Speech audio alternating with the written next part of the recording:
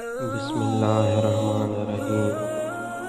جس شخص کو دنیا کی تجارت اپنے اندر یوں مستغرق کر لے کہ اسے آخرت کی تجارت یاد ہی نہ رہے، وہ یقیناً بڑا بدبخت ہے۔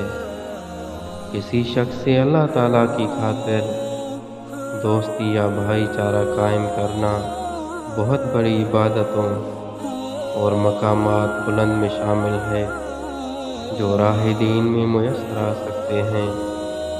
دنیا میں دوستی کو برباد کرنے کے لیے اس سے بڑھ کر اور کوئی چیز نہیں ہوتی کہ دوست کے ساتھ بات بات پہ اختلاف کا اظہار کرتے رہیں اور مناظرہ کرنے لگیں۔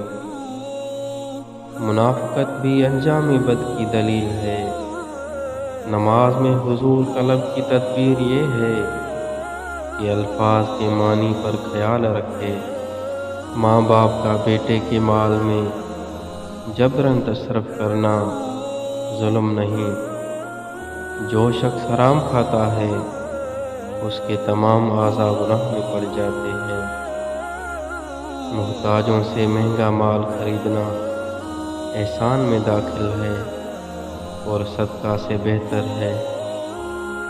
فواہش پر غالب آنا فرشتوں کی صفت ہے اور خواہش سے مغلوب ہونا چوپائیوں کی۔ تکلف کی زیادتی محبت کی کمی کا باعث بن جاتی ہے۔ کھانے میں عیب نہ نکالو، ناپسند ہو تو مت کھاؤ۔ غریب مہمان آ جائے تو قرض لے کر بھی تکلف کر۔